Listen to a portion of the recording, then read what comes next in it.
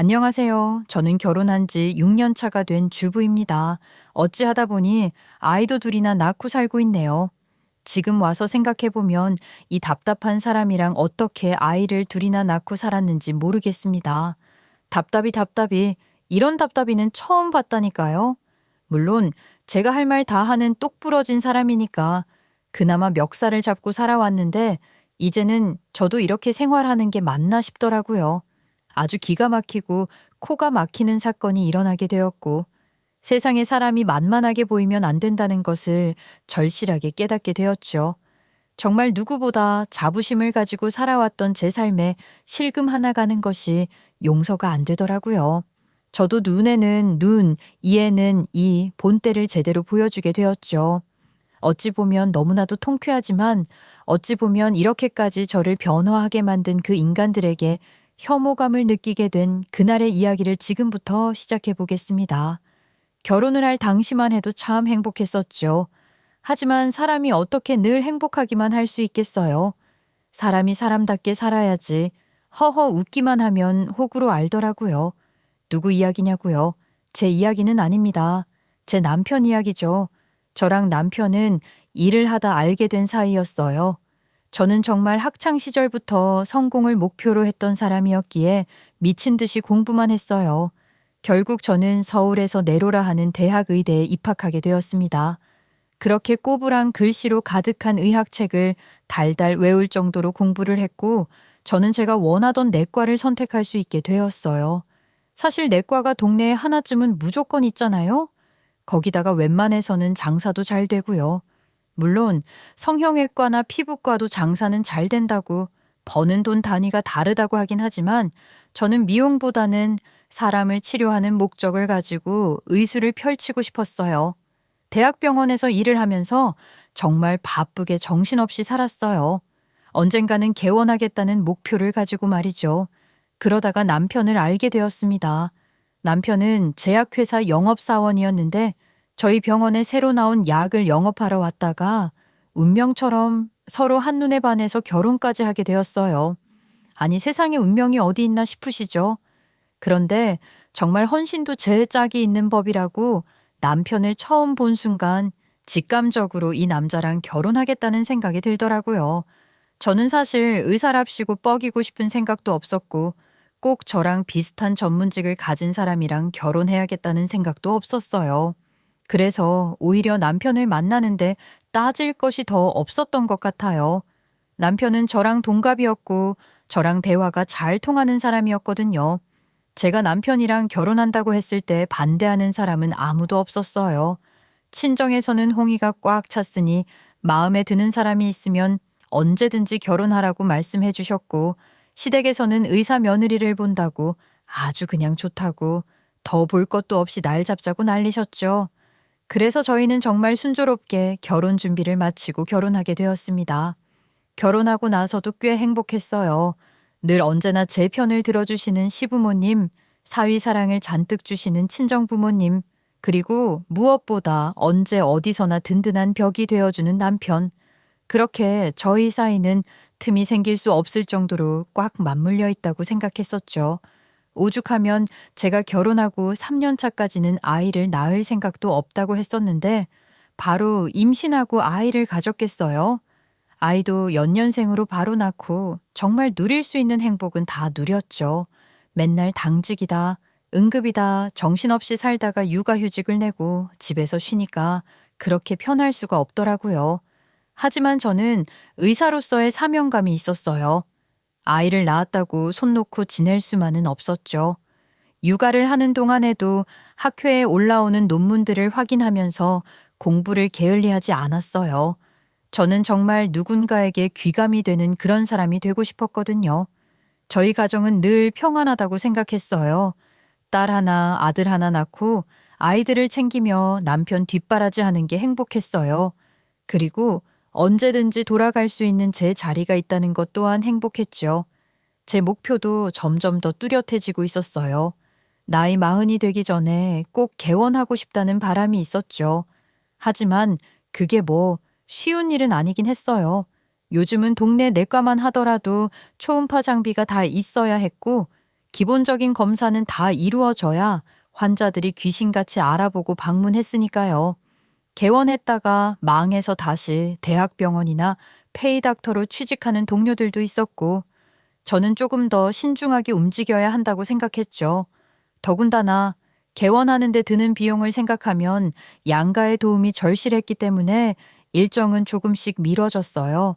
저는 아이 둘을 낳고 육아휴직을 전부 소진한 다음 대학병원으로 다시 돌아가게 되었는데, 당직이나 응급이 생기면 참 힘들더라고요. 대학병원에서 받는 월급이 엄청난 것도 아니었고, 차라리 페이닥터로 일을 해야 하나 고민이 엄청 많았었죠.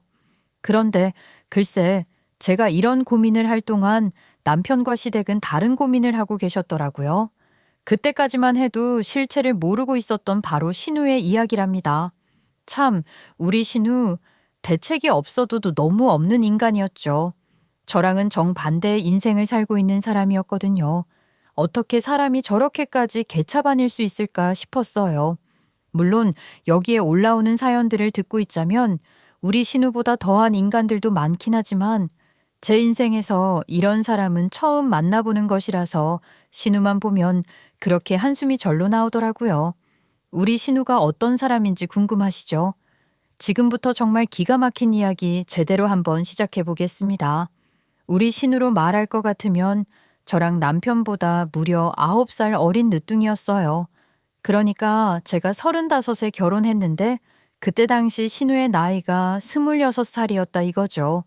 보통 여자 나이 26이면 직장도 다닐 나이고 본인이 뭘 해야 할지 뚜렷하게 결정하는 시기 아니겠어요?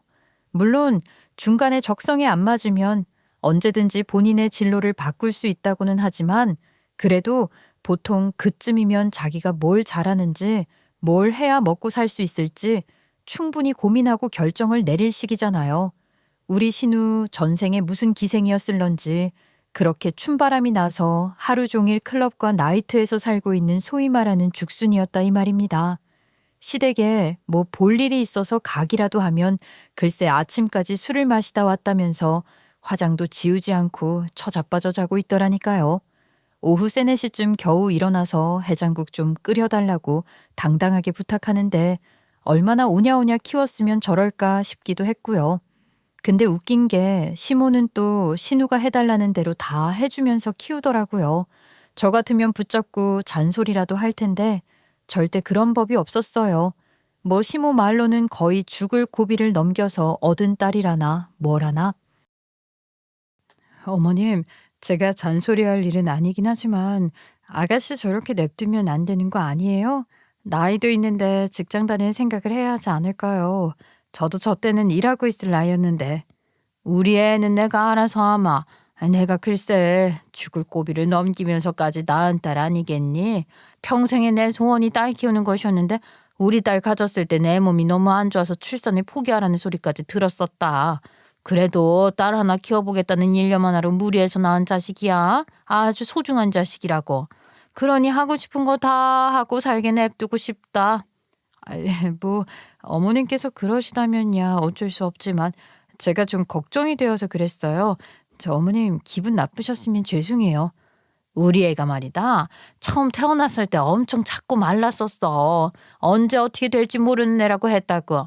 오죽 금이야 오기야 키웠겠어? 지금도 봐라. 키도 작고 빼짝 말라가지고는 아유 내가 우리 딸만 보면 그렇게 가슴이 아파. 지금은 그래도 건강하잖아요. 어디 아픈 곳 하나 없이요. 어머님께서 금이야오기야 키운 덕분이겠죠? 그렇기야 하지. 나는 우리 딸이 다리에 상처라도 날까봐 맨날 업고 댕겼어. 운동해? 아유, 그 대학볕에서 그런 거 하다가 쓰러지면 어떡해. 우리 애는 피부 타는 것도 싫고 그래서 그런 날은 그냥 학교 안 보냈다. 아무리 자식 사랑이 대단하다고 해도 신우가 10살이 될 때까지 넘어지면 다리에 흉질까봐 업고 다녔다는데 대단하다 싶더라니까요. 그래서인지 신우가 살짝 오다리 같긴 하더라고요. 뭐 신우랑 시모는 죽어도 모른 척하지만 제가 의사니까 그런 건 또 기가 막히게 보이거든요. 아무튼 그렇게 금이야 오기야 키운 신우가 어렸을 때 몸이 약했다는 게 거짓말은 아닌 건지 작고 말라서 귀엽기는 했어요. 처음 봤을 때 인형 같다는 생각을 하긴 했거든요. 물론 얼굴이 그렇게 예쁘다는 소리는 아니고요. 사실 제가 키가 169이거든요. 여자치고는 키가 좀 있는 편이지요. 사실 169부터 키 안 재봐서 모르는데 170일지도 몰라요. 뭐 몸무게는 적당히 표준 몸무게이긴 한데 우리 신우가 워낙 키도 작고 말랐다 보니까 신우 옆에만 있으면 제가 한 등치 하는 것처럼 보이거든요. 제가 또 수영을 오래 해서 어깨가 좀 넓은 편이긴 하고요. 아침 수영하고 나면 하루가 상쾌해서 수영을 끊을 수가 없다니까요. 아무튼 그런데 신우가 이런 걸로 은근히 꼽을 주더라고요. 지가 뭐라고 참. 여자는 자꾸 말라야 하는데 언니는 너무 커서 쓰러지기라도 하면 우리 오빠가 못 얻고 뛰겠다. 언니 절대로 건강 지켜요. 우리 오빠 허리를 위해서라도요. 근데 언니 지금 입고 있는 그 티셔츠 말이에요. 되게 예쁜데 어디서 산 거예요? 내가 입으면 좀 크려나? 원피스 되는 거 아니야? 이런 식으로 말을 하면서 괜히 사람 심기를 거스르는 짓을 하는 거 있잖아요. 가만히나 있으면 얄밉지나 않지. 저러니까 기분 나쁘더라고요. 그러면서 제가 좀 널널한 옷이라도 입고 가면 저한테 옷 한번 바꿔 입어보자고 그렇게 떼를 쓰는 거예요. 매번 싫다고 거절을 하다가 하도 졸라대니까 귀찮아서 한번 바꿔 입어줬어요. 언니 옷 입으니까 나 완전 원피스 입은 것 같지? 오, 진짜 커. 아, 이걸 언니는 어떻게 소화하는 거야? 키가 전봇대같이 커서 그런가? 괜히 입가에 비웃음 같은 거 달고 말을 하는데 기분이 오묘하게 상하대요. 그게 틀린 말은 아니니까 제가 뭐 발끈해서 예민하게 굴 수도 없고 말이죠. 그래서 열받아서 저도 행동으로 보여주기로 결심했습니다. 신우가 새로 샀다는 꽉 끼는 티셔츠를 제가 박박 우겨서 입어버렸지요. 아, 그럼 아가씨, 저 이번에 아가씨가 새로 샀다고 자랑했다는 그 옷 한 번만 입어볼게요. 네? 언니가 제 옷을 왜 입어요? 언니는 제 옷 사이즈가 안 맞아서 못 입을 텐데요. 입어봐야 알죠. 저는 잘 들어갈 것 같은데요. 아가씨도 저 옷 맨날 빼서 입잖아요. 저도 한번 입어볼게요. 그렇게 박박 우겨서 입고 나와버렸죠. 그 새로 산 옷 다 늘어난 것도 모자라서 제가 어깨가 넓다고 했잖아요. 겨드랑이가 터져버렸더라고요. 고소해라 이렇게 한번 당해봐야 다시는 옷 바꿔 입자는 이야기를 하지 않을 거 아닙니까? 도대체 누굴 닮아서 지가 당해봐야 정신을 차리는 건지. 아씨, 언니, 이거 비싼 옷인데 어떡해. 나도 한 번을 못 입어본 옷인데 이 겨드랑이가 다 터져버렸어. 옷도 다 늘어나고. 어머, 옷 가지고 왜 그렇게 징징거려요, 아가씨. 하나 더 사면 되죠. 언니, 이게 얼마짜리 옷인 줄 알아요? 티셔츠 하나에 12만 원짜리란 말이에요. 돈도 없어 죽겠는데 용돈 모아서 산 건데 언니가 돈 내놔요. 그렇게 말을 하면서 저한테 12만 원 달라고 하더라고요. 아니 누구를 빙다리 핫바지로 보나. 딱 봐도 브랜드 없는 동대문 옷 같은데 12만 원이 말이나 되는 소리랍니까? 제가 뭐 인터넷으로 옷도 안 사는 줄 아는 것 같더라고요. 그래서 인터넷 쇼핑몰들 모아둔 어플 있잖아요. 거기서 똑같은 거 검색해 보니까 2만 2천 원이더라고요. 역시나 배송비 해봐야 2만 5천 원. 제가 2만 5천 원을 신우 손에 쥐어주니까 신우가 어이없다는 얼굴로 저를 쏘아보대요. 그래서 휴대폰 화면 보여줬죠. 아가씨, 이거 똑같은 거 맞죠? 이야, 아가씨 사기 맞았네요. 이걸 12만 원이나 주고 샀어요? 내가 똑같은 거 하나 배송시켜 놓을 테니까 입어요. 그 2만 5천 원은 그냥 용돈으로 드릴게요. 그랬더니 아무 말도 못 하더라고요. 누구한테 뻥튀기를 하려고 수를 쓴 건지. 근데 말이죠. 제가 의사잖아요. 처음에는 저한테 그런 부탁 안 하던 시댁 식구들이 물론 신우 포함해서요. 저한테 자꾸 금전적인 부탁을 하기 시작하는 거예요. 처음에는 별 의심 없이 도와드렸죠. 제가 해드릴 수 있는 부분이고 그 정도는 가족끼리 뭐 아깝지 않게 쓸 수 있는 돈이었으니까요. 아이고, 이번 달은 돈 나갈 일 투성이네. 이번에 주방용품 빅세일 들어가서 도마도 새로 사고 냄비도 새로 사고 싶은데 아직 돈 들어올 시기가 안 됐지 뭐냐. 예, 20만 원만 빌려줄 수 있니? 그런 식으로 20만 원만 30만 원만 하면서 돈을 뜯어가서는 안 갚는 거예요. 그렇다고 돈 빌려달라고 하시는데 제가 시모한테 지난번에 빌려가신 20만 원 언제 주세요? 먼저 말 꺼내기도 민망하잖아요. 200만 원도 아니고 20만 원이면 사실 용돈으로 챙겨드릴 수 있는 금액이기도 한 금액이다 싶긴 했고요. 거기다가 남편 놈도 제가 시모한테 돈 빌려준 거 알고 있으면서 시모한테 마누라한테 돈 언제 갚아?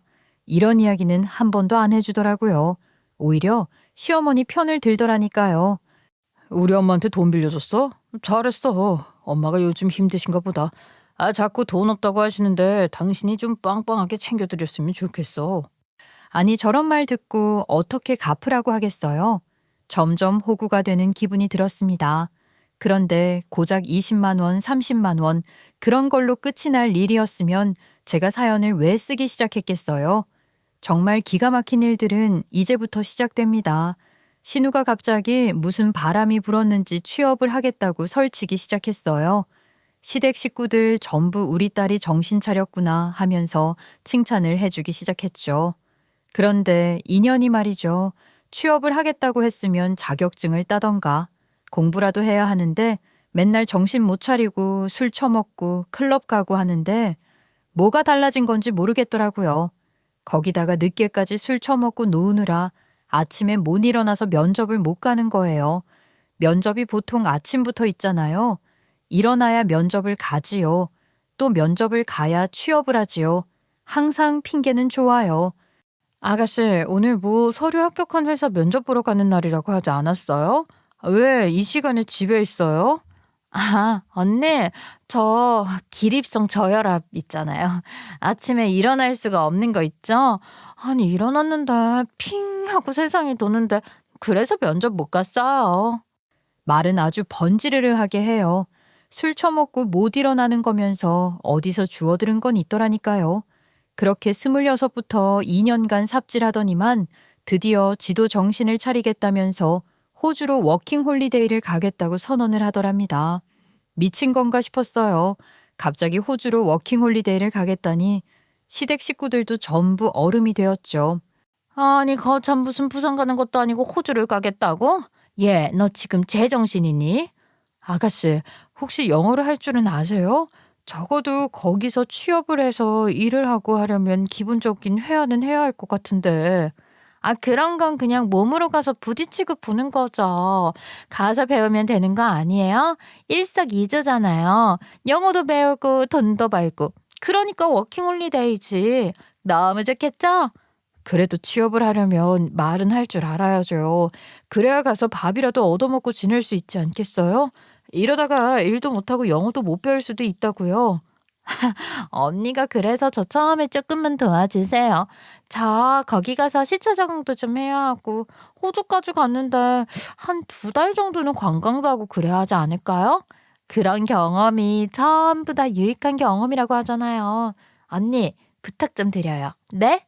아니 아가씨, 거기에 취업해서 돈 벌어보려고 가는 거잖아요. 워킹 홀리데이가 그런 거 아니에요? 근데 그럼 하루라도 빨리 돈 벌어야 할 마당에 일을 안 하고 한 2달 관광을 한다고요? 한두 달은 다들 그렇게 논다고 하던데요. 가서 집도 알아봐야 하고요. 헤이, 외국까지 나갔는데 조금만 놀면 되죠. 고작 한두 달인데. 이런 기회 흔치 않잖아요. 네? 그렇게 준비를 대책 없이 하면 안 되죠. 아가씨가 미리 아르바이트라도 해서 돈을 모아서 갔어야죠. 이렇게 저한테 도와달라고 하면 어떡해요. 제가 돈이 없으면 어쩌려고요. 언니는 의사식이나 되면서 돈이 없어요? 그리고 제가 인생 경험하러 가보겠다고 결심까지 한 일인데 장하다고 먼저 돈 지어줄 생각은 안 하고 아니 왜 저한테 그 정도 지원도 못 해주겠다고 그래요? 언니 내가 시누이라서 그래요? 언니 친동생이었으면 돈 팍팍 쥐어줬겠죠? 아니 왜들 다들 그렇게 나를 세우고 그래. 서로 감정 격해지지 말고 그 돈 내가 줄게. 내가 내 동생 외국에 나가서 좋은 경험하겠다는데 그 정도도 못 주겠어? 야 내가 줄게. 정말? 우리 오빠 역시 최고. 역시 나는 우리 오빠밖에 없다니까.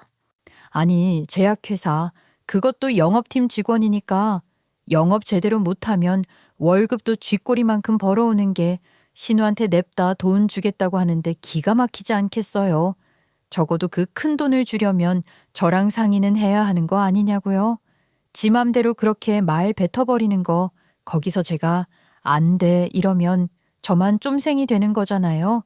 시댁 식구들 다 있는 데서 말이죠.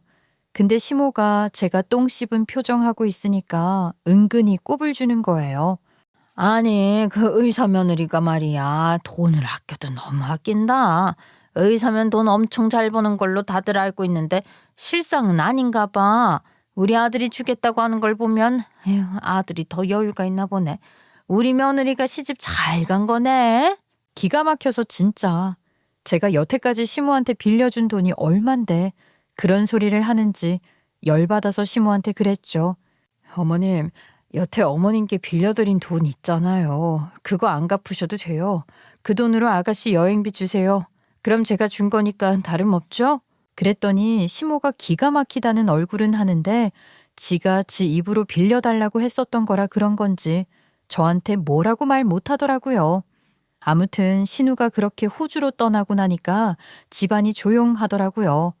물론 남편 놈이 신우 여행하라고 무려 600만 원이나 쥐어준 걸 알고 기겁해서 지랄하긴 했습니다.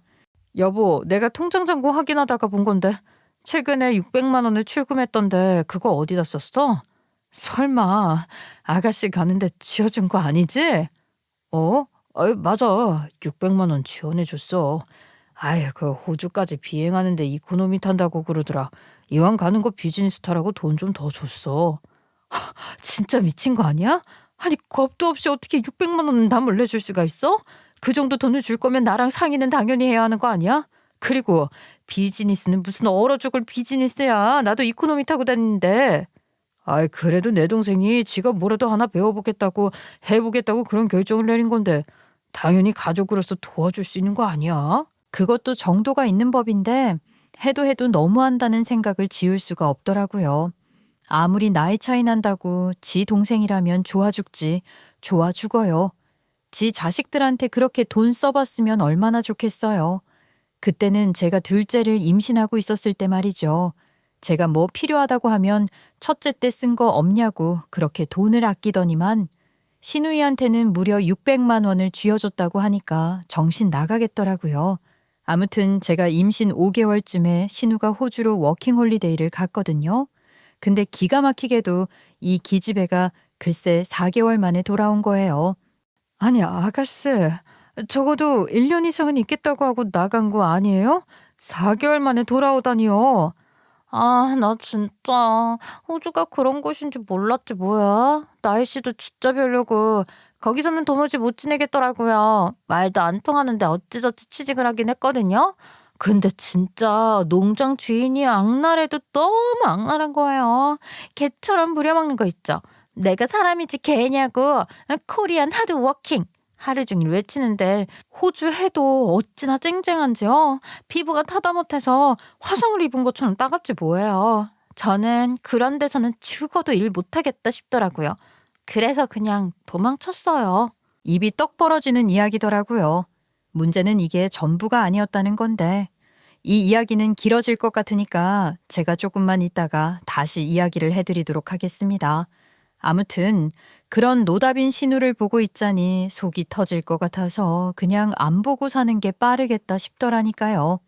근데 이 신우가 말이죠. 또 의외의 모습을 보여주더라고요. 호주 4개월을 갔다 와서 또 술이나 처먹고 다니겠지 했는데 1년 동안 조용한 게 아니겠어요? 제가 1년 동안 지방에 있는 병원이랑 우리 병원이 협력을 하게 되면서 일주일에 34일씩 지방병원에 진료를 보러 다녀야 했거든요. 그래서 진짜 너무 바빴어요. 오죽하면 우리 애들도 제대로 돌볼 수가 없어서 친정 부모님께 맡겨놓고 남편이랑도 거의 주말 부부로 살기 시작했죠. 지친 몸을 이끌고 주말에 서울에 오면 애들이랑 시간 보내느라 시댁에도 아예 발길 끊고 지냈거든요. 뭐 가끔 갈 때는 있긴 했는데 그때마다 신우가 없더라고요. 거기다가 신우에 대해서 뭐 들려오는 소식도 없고 술 처먹으러 다닌다는 답답한 소식도 없고 말이죠. 제가 하도 궁금해서 시모한테 물어봤어요. 어머님, 요즘 아가씨 뭐예요? 정신 차리기로 결심했대요? 어디 저 몰래 취직이라도 한 거예요? 너무 조용하니까 이상한 거 있죠. 정신 제대로 차렸어. 요즘 우리 딸 피아노 배우러 다니느라 정신없이 지내고 있어. 아마 오늘도 피아노 학원 갔을걸. 예? 피아노요? 아니, 갑자기 그 나이에 피아노는 왜 배우는데요? 지금 열정 넘친다니까. 심지어 동네 학원도 한 군데가 아니라 매일매일 수업은 1시간밖에 못 들으니까 자그마치 3곳을 돌아다니면서 피아노 배우고 있다니까. 끝나고 꼭 연습도 하고 오고 말이야. 하루에 피아노를 몇 시간을 치는지 내가 집에 피아노 하나 사줄까 고민 중이라니까. 이제 배워서 뭐 전공한대요? 나이 40은 되어야 대학 갈 수 있는 거 아니에요, 어머니? 대학은 무슨 교회에서 반주하고 싶다고 적당히 배워보겠다고 하더라. 어머님, 제가 지금 제대로 들은 거 맞죠? 교회요? 아가씨가요? 교회를 다닌다고요? 저는 진짜 우리 신우가 미쳐 돌아버린 줄 알았지 뭐예요. 갑자기 교회라니 이게 무슨 귀신 씨나라 까먹는 소리냐고요. 우리 신우 주말이면 클럽 2박 3일씩 잠도 안 자고 다니던 인간인데 일요일에 교회를 간다는 게 너무 말도 안 되잖아요. 근데 더 웃긴 건 일요일만 교회를 가는 게 아니라 수요일은 수요 예배, 목요일은 목요 기도회, 금요일은 금요 예배, 토요일은 교회에 무슨 여성들끼리 모여서 회의도 하고 성경 공부도 하는 그런 모임을 가고 일요일에는 본 예배를 본다는 거예요. 목금토일 교회를 간다는데 그게 믿어지기나 하겠어요? 그러면서 시모가 엄청 뿌듯한 얼굴을 하고 있는 거죠. 예, 우리 애가 호주 갔다 오더니 완전히 달라졌어. 신앙심이 대단해졌다니까. 나도 그래서 일요일에는 우리 딸 손잡고 교회 다니자니. 어디 교회 다니시는데요? 저쪽에 이름만 들으면 알 법한 교회라니까. 어머님, 그런 교회는 반주자 하려면 피아노 전공해야 되고 그래야 하는 거 아니에요? 대형 교회일수록 전공자들은 많을 텐데요. 아가씨가 진짜 반주를 할 수 있을까요? 본 예배 반주는 당연히 안 되지. 어린이부 반주 말하는 거야, 어린이부. 그거 하겠다고 피아노 다니는 거라고. 봉사하겠다는 마음까지 먹었으니 얼마나 대단하니? 요즘 엄청 바쁘게 살고 있다. 아유, 내가 우리 딸 응원 제대로 해주고 있지. 아유, 뿌듯해 죽겠어, 아주. 저는 기가 막히더라고요. 아니, 교회 반주자 한다고 뭐 월급 200만 원 주는 것도 아니고 그거 그냥 봉사 아니겠어요? 봉사하러 다니는데 뭐가 그렇게 뿌듯한 건지 모르겠더라고요. 물론 술 처먹고 사고 안 치고 지난날을 반성하고 회개하면서 교회 다니고 기도하는 게 기특해 보일 수는 있겠죠. 그래서 그냥 그러려니 했습니다. 근데 곧 알게 됐지 뭐예요. 이 신우가 교회를 다니는 꿍꿍이를 제대로 알게 된 거예요. 그 대형 교회라고 했잖아요. 그러니까 담임 목사가 돈을 얼마나 잘 벌겠어요. 제가 생각했을 땐 거기가 정식 교회라기보단 좀 광신도들이 모여있는 그런 교회 같더라고요. 그래서 헌금 내라 헌금 많이 해야 천국 간다. 그러는 교회 같다는 느낌을 빡 받았죠. 어떻게 알았냐고요? 제가 딱 한 번 시모가 같이 가자고 해서 따라갔었거든요. 신우가 열정적으로 다니니까 시모도 다니기 시작했다면서 목금토일 다 가는 건 아니지만 일요일 예배는 꼭 하시는 겁니다. 내가 교인들이랑도 좀 친해지고 담임 목사님이랑 안면도 터졌니? 며느리는 뭐 하냐길래 의사라서 바쁘다고 했더니 아이고 좀 관심 있어 보이는 것 같더라. 내 기도 한번 살려줄 겸 교회에 딱 한 번만 같이 가서 담임 목사님께 인사 좀 드리자. 어? 우리 며느리 의사라고 자랑 좀 하게. 하도 난리를 쳐서 따라갔었어요. 그거 뭐 어려운 건 아니니까요. 근데 설교 내내 헌금 많이 내야 천국 간다고 하는데 이걸 진짜 뭐라고 해야 하나요? 좀 이상했습니다. 뭐 마음 같아서는 신우고 시무고 다니지 말라고 말리고 싶었는데 어디 제 말이나 듣겠어요. 그냥 한번 가고 말아야겠다 싶었는데 시모가 저를 자랑하고 싶다고 하더니만 담임 목사한테 저를 데리고 가서는 의사라고 힘줘서 말을 하시더라고요. 아이고, 며느님이 의사세요? 대단하시네. 그럼 우리 며느님이 의사로서의 사명감을 다할 수 있게 기도나 한번 합시다. 다 같이 기도드립시다. 원하지도 않는데 강제로 기도를 드렸더니만 우리 시모가 제 옆구리 팍팍 찌르면서 기도받았으니까 특별 헌금을 내라고 하더라고요. 진짜 이런 데를 다녀야 하나 싶었는데 목사 옆에 꽤 젊은 남자가 있었는데 부목사라고 하더라고요. 어린이부를 맡고 있는데 글쎄 담임 목사 아들이라고 하는 거 있죠. 딱 삘이 오더라고요. 요즘 이런 걸로 말도 많은 걸로 알고 있는데 지 자식한테 교회 물려주고 싶어서 목사로 키우는 거구나 싶더라고요. 그래서 여기는 2번 올 곳이 아니다 했습니다. 근데 그렇게 시모 옆에 붙어서 어색하게 인사를 하고 있는데 전 멀리서 어디 무슨 90년대에나 입을 법한 꽃분홍색 종아리까지 오는 원피스를 입은 여자가 아주 조신하게 걸어오는 게 아니겠어요? 입을 떡 벌렸지요. 우리 신우더라고요. 항상 옷감이 부족한 건가? 싶을 정도로 거적대기 같은 거만 입고 다니던 신우가 꽃분홍색 원피스, 온몸을 가린 옷을 입고 있는데 어찌나 적응이 안 되던지 왜 이러나 싶었다니까요.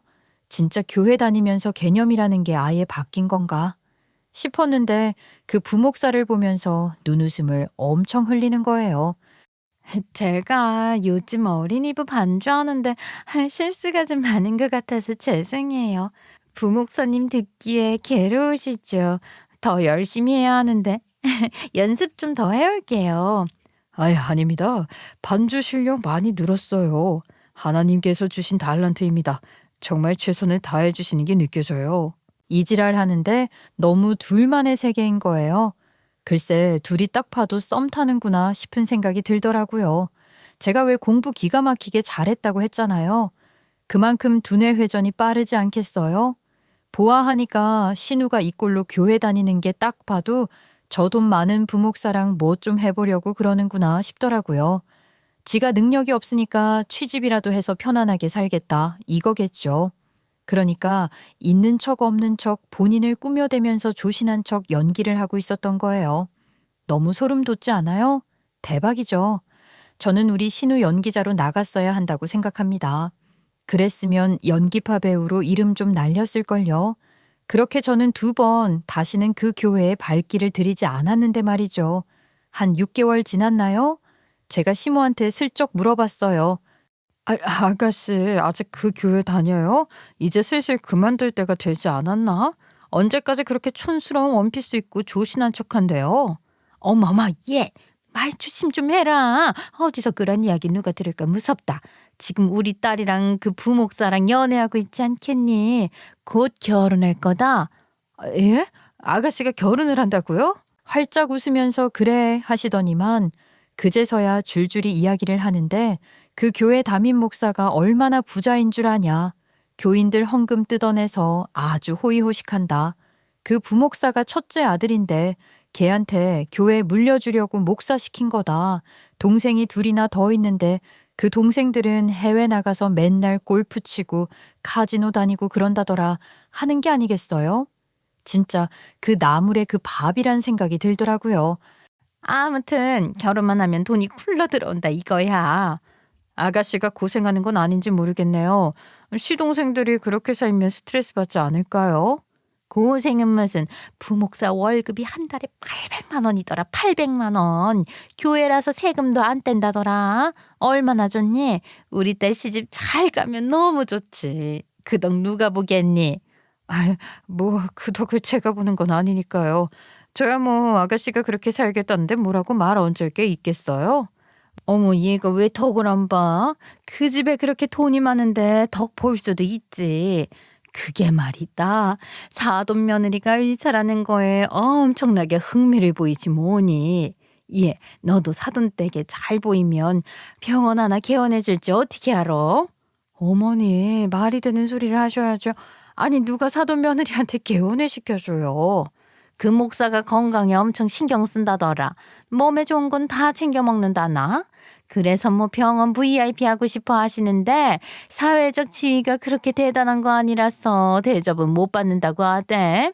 네가 개원해서 VIP 대접 해주겠다 살살 꼬시면 아니 개원 시켜줄지 어떻게 알아.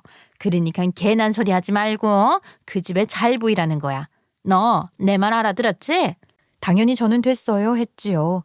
아니, 지금도 대학병원 다니면서 뭐 벌만큼 벌고 잘 살고 있는데 굳이 그렇게 아부 떨어야 할 이유가 있겠어요. 근데 글쎄, 시모가 제 등짝 때리면서 바보 같다고 혀를 끌끌 차는 겁니다.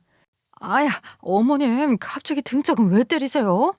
예, 너 살길 열리는 거라니까. 개원하면 얼마나 좋니? 제약회사 영업사원인 우리 아들 영업 팍팍 밀어주면서 네가 우리 아들 먹고 살 길 열어줄 수도 있고 그 교회에 약사들도 많다더라. 그럼 우리 아들 거래처도 팍팍 늘어날 수 있지 않겠니? 그러니까 너도 눈도장 찍게 내가 방법 하나 생각해냈다. 저 눈도장 찍을 생각 없는데 무슨 방법이 있는데요?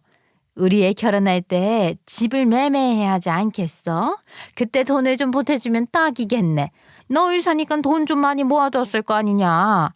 어머님, 저한테 집을 살 돈이 어디 있겠어요. 그럴 돈 있었으면 제가 개원을 했겠죠. 아니 왜 또 등짝을 때리고 그러세요 진짜 어머님. 너 바보 같은 소리 하고 있으니까 그렇지? 실속 하나 제대로 챙기지도 못하고 말이야.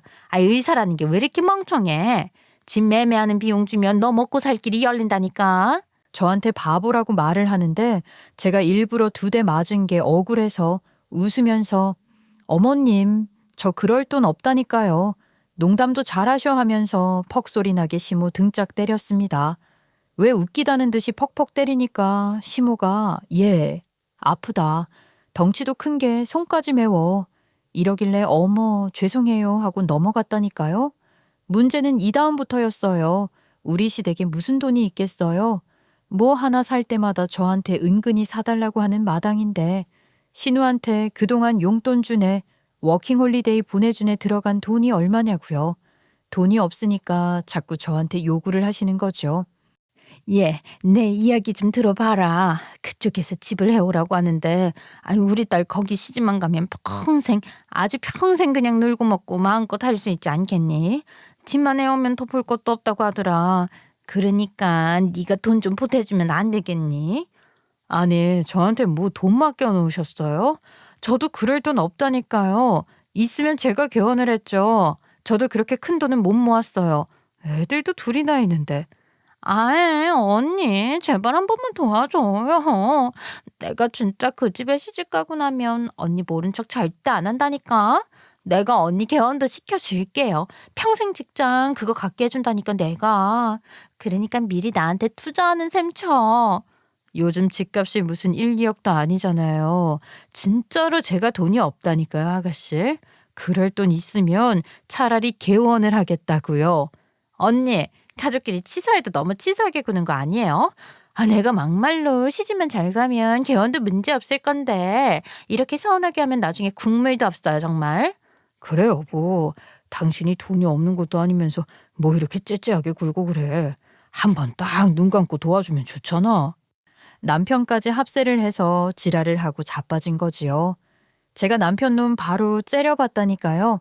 입 다물고 있으면 중간이라도 가지 않겠냐고요.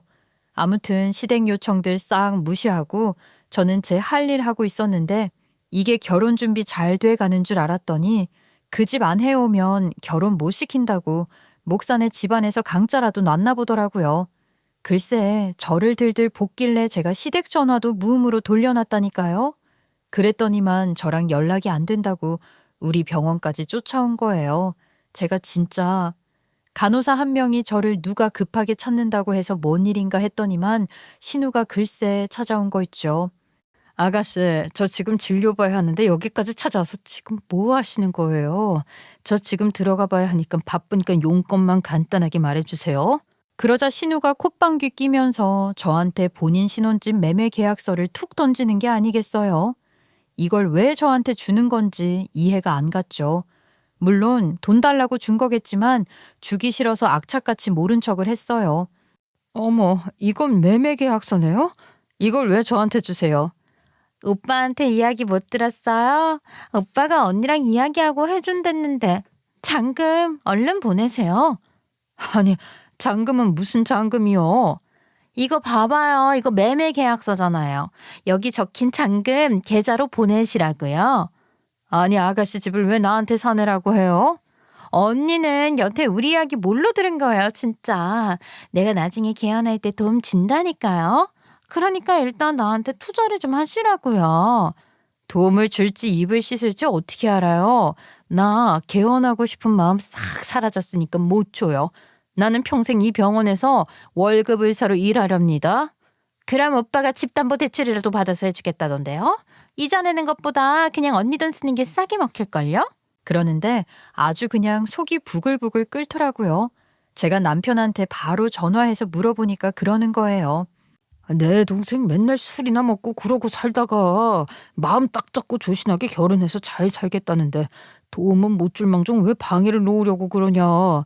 그 집에서 집만 해오면 바로 날 잡는다고 그래서 내가 도와주기로 했어.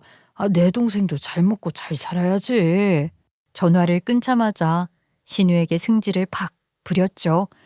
아니 거기 목사 집안이라며? 신우가 맨날 술 처먹고 나이트 가고 했던 거 그 집에서도 알아요? 아니 미쳤어요? 누가 들을래 조용히 좀 해. 그 집에서는 나 완전히 깨끗한 줄 알아. 내가 조신하고 참해서 마음에 든다고 했다니까. 언니 이거 소문나면 다 언니 탓이에요. 언니가 소문낸 걸로 알고 있을 거예요. 그러니까 그냥 조용히 짐만 해주고 입 좀 다물고 있어요. 내가 기분이 나빠서 수틀려서 싹 털어놓으면 그땐 어떻게 하려고요? 그럼 나도 언니가 의사로서 하면 안 되는 비인류적인 짓을 했다고 협회에 고발할 줄 알아? 어이가 없어서 이게 무슨 소리냐면 이것도 제가 아까 하려던 이야기에 이어지는 소리니까 조금 뒤에 말해 드릴게요. 아무튼 협박 아닌 협박을 받으니까 제가 기분이 안 상하고 배기겠어요? 눈에는 눈, 이에는 이, 어디 한번 본때를 보여주자 싶더라고요. 그래서 저는 아주 오래전의 일을 들추기로 결정했습니다. 상자에 곱게 포장을 해서 룰루랄라 시댁으로 남편이랑 같이 찾아갔어요. 시댁 식구들 전부 저한테 돈 들고 왔냐 하더라고요. 제가 어이가 없어서 그랬죠. 혹시 저한테 돈 맡겨 놓으셨어요? 제가 기억이 안 나서 그러거든요. 그런 게 있으면 차용증이라도 보여주실래요? 아니 버릇없이 왜 그렇게 말을 하니? 그래서 제가 선물 포장한 걸 신우에게 내밀었습니다. 아가씨, 이거 내가 정성스럽게 준비한 결혼 선물이에요. 한번 열어봐요. 지금 가족들이랑 다 같이 있을 때 보는 게 좋을 것 같은데요. 신우가 포장을 푸르는데 안에 들어있는 내용물을 보고 소리를 꽥 지르더라고요. 그게 뭐였냐고요? 바로 임신 테스트기랑 초음파 사진이었어요. 그러니까 이 이야기를 하려면 신우가 워킹홀리데이에서 4개월 만에 돌아왔던 그 시점으로 돌아가야 합니다. 제가 길어질까봐 못했던 그 이야기 있잖아요. 지금부터 이야기할게요. 제가 만삭일 때 신우가 돌아왔는데 글쎄 이 기집애가 임신을 해서 돌아온 게 아니겠어요. 워킹홀리데이에 가서 돈 좀 아끼겠다고 뭐 쉐어하우스인지 뭔지 들어갔다가 웬 남자랑 눈이 맞았는데 글쎄 임신을 했다는 거예요. 근데 그 남자가 다른 나라 사람이라 말도 안 통하고 피임을 안 한 건 내 잘못 아니냐 하면서 대판 싸우고 임신한 신우를 버리고 지네 나라로 튀었다네요. 이도 저도 못한 신우가 결국 돌아온 거지요. 자기 인생 어떻게 하냐고 난리가 난 거예요. 뭐 어떻게 아이를 흘려보내야 하지 않겠어요?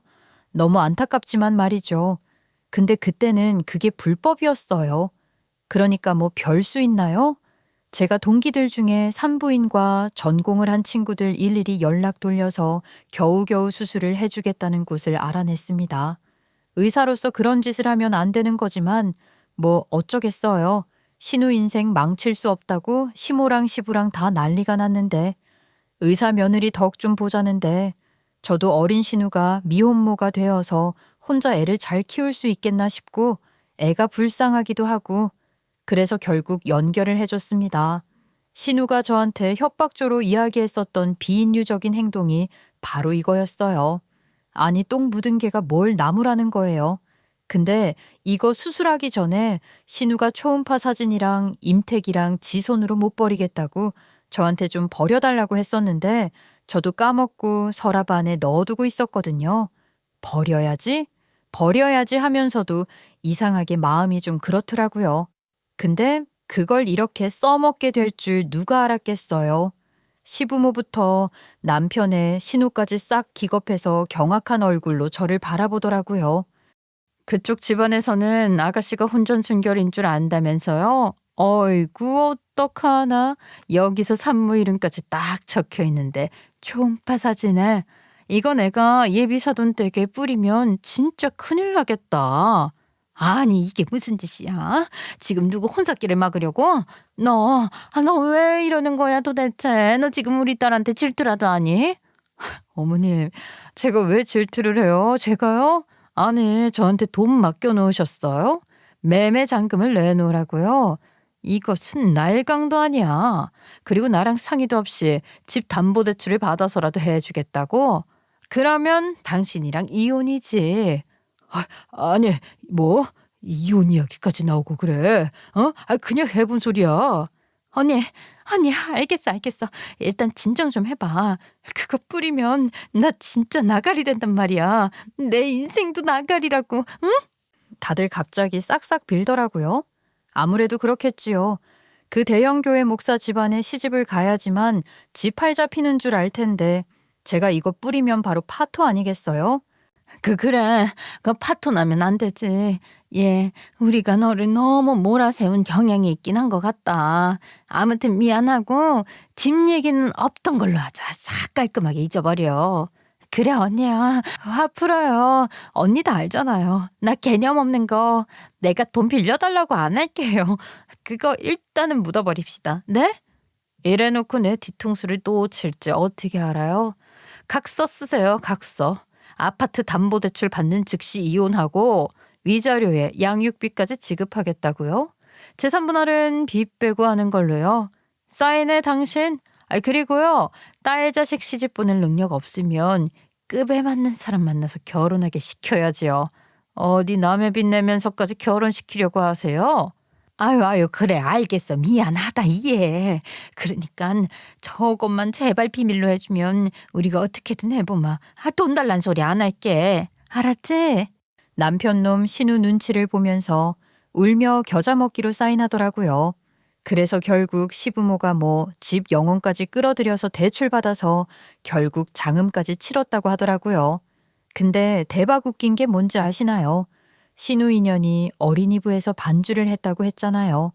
거기다가 엄청나게 큰 대형 교회라서 예배가 1부, 2부뿐만 아니라 무슨 4부까지 있대요. 그러니까 교인들끼리도 서로 모르는 사이가 많고 같은 시간대에 예배를 봐도 인원이 어마어마해서 잘 마주치지 못하나 봐요. 그래서 몰랐는데 글쎄 오후 예배를 드리는 사람 중에 20대 초반 시절에 신우랑 클럽 나이트를 같이 다니던 완전 죽순이 친구가 있었던 거예요. 부목사랑 집 계약까지 마쳤으니 결혼하기로 날까지 잡았는데 교인들에게 인사한답시고 예배 끝날 때마다 그 예배당 입구 앞에서 부목사랑 같이 서서 있었나 봐요. 원래 뭐 교회는 그런가 보죠? 근데 그 죽순이 친구랑 딱 마주친 거예요. 어머, 이내야, 너 뭐야? 부목사님이랑 결혼한다는 게 너였어? 야, 너 완전 회개했구나? 야, 나도 회개했잖아. 지금 남편 만나서. 우리 맨날 클럽 가서 밤새 술 먹던 시절이 엊그제 같은데. 글쎄, 그 친구는 남편이 과거를 다 알고 있었나 보죠. 그 말에 부목사가 이게 무슨 말이야? 이렇게 되었고 결국 조신한 척했던 건 싸그리 들통나게 된 겁니다. 클럽 나이트를 다녔으면 문란하게 생활했던 거 아니냐고 목사네 집안에서 노발대발했다네요. 뭐 처녀라고 속였으니까 산부인과 가서 검사를 받아오라고 난리를 친 거죠. 결국 혼전순결이니 뭐니 했던 거짓말이 들통이 나게 되었고 파혼당했다는 그런 이야기가 되시겠습니다. 덕분에 대출만 받은 시부모 완전히 뼈 아프게 됐지요. 문제는 집을 매매했으니까 팔아야 하는데 집값이 하락세인 거예요. 손해만 보게 생긴 거죠. 아이고 진짜 내 팔자야. 일을 어쩌면 좋아. 야 이년아, 네가 하자는 대로 했다가 잘 되는 꼴을 못 봤다 이년아. 엄마 나 어떡해? 그이가 내 번호도 차단했나 봐. 교회에서도 반주자고 했다고 나오지 말래. 나 진짜 어떡해. 나 나가리 됐어. 아이고, 이 철없는 년. 그러길래 젊었을 때 착착 놀았어야지. 인생을 왜 그렇게 허비하고 살아? 신우는 완전히 구박되기 신세됐고 어디 원망도 못하고 방 안에 틀어박혀서 울기만 하고 술 처먹고 하면서 6개월을 보냈죠. 그 6개월 동안 살만 디룩디룩 찌웠더라고요. 남편 놈이랑 시부모 둘 다 저한테 뭐라고 하지도 못하고 가슴만 팡팡 치면서 아이고 내 속이야 하는데 고소하더라고요. 제가 거기서 마지막으로 불 한번 끼얹었죠. 그러길래 왜 그런 걸 속이고 그래요. 있는 그대로의 내 모습을 사랑해줄 남자를 만나야지. 괜히 욕심 부리다가 망했잖아요. 아, 근데 어머님, 제 개원은 어떻게 되는 거예요?